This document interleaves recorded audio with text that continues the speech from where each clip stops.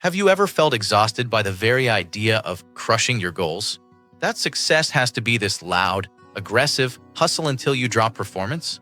That if you're not broadcasting your journey, it doesn't count? I did. For years, I burned myself out trying to match that energy. Until I realized the most profound comebacks and achievements in my life happen not in the noise, but in the quiet. Today, I want to share with you a calmer, more sustainable method.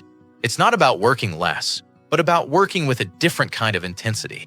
By the end of this video, you'll have 3 specific things. First, a way to reframe your goal to remove the pressure. Second, a simple system to track progress without obsession. And third, how to build a quiet consistency that actually lasts. Our default setting for big goals is loud. We declare them publicly, we chase dramatic milestones, and we tie our self-worth to visible, noisy validation. The problem is, this external pressure creates a fragile foundation. When applause fades or a setback happens, which it will, your motivation crumbles. Why does so much common grind advice fail? Because it's designed for sprints, not for the marathon of a meaningful life. It mistakes volume for progress. A few years ago, I decided to write a book. I told everyone. I posted my word counts online. And for a while, the cheers fueled me.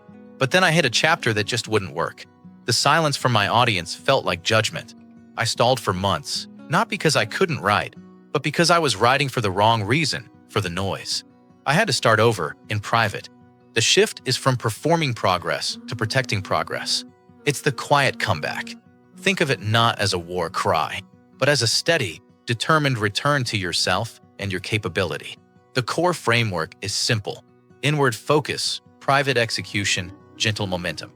Your goal becomes a contract with yourself, not a performance for others. Isn't it true that the promise you make to yourself in the quiet morning is the most powerful one of all? Don't say, "I will lose 30 pounds." That's a loud, demanding declaration. Instead, ask quietly, "How can I nourish my body with more care this month?"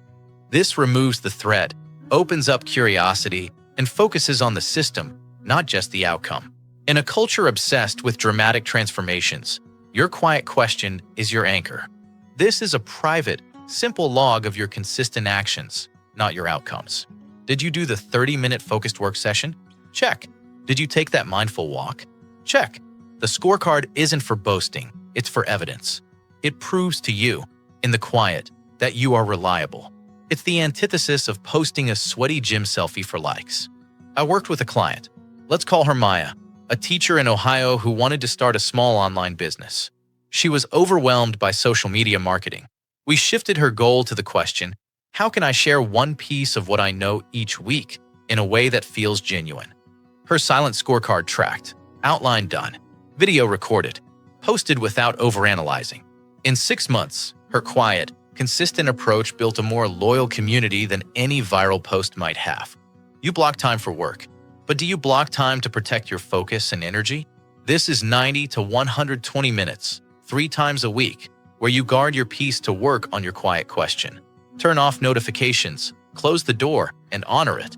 This isn't about squeezing more in. It's about creating the conditions where deep, calm work can actually happen. What could you create if you were undistracted, even just for a few hours a week? Think of this method not as a roaring bonfire, spectacular but quick to burn out. Think of it as a wood stove. You feed it steadily with small, consistent actions. It burns hot and clean. It warms the entire house of your life, and it can be sustained through the long winter of any big project. Let's bring it together. First, trade your loud goal for a calm question to remove the pressure. Second, use a private silent scorecard to track your faithful actions, not public outcomes. Third, defend your focus with scheduled protection time. Here's a question for you to reflect on. What's one goal you can take off the loud, public stage and bring back into your own quiet workshop? This path isn't about dimming your ambition. It's about giving it a deeper, more resilient fuel source. Your quiet commitment, day after day, is more powerful than any single moment of loud triumph. You don't always have to be seen striving to be successfully moving forward.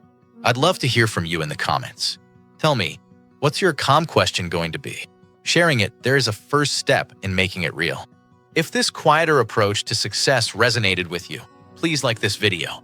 It helps others, who are also tired of the noise, find this community and subscribe for more content on building a focused and meaningful life without the burnout. In the next video, we're talking about how to handle setbacks not as failures, but as necessary data points on your quiet path. I'll see you there.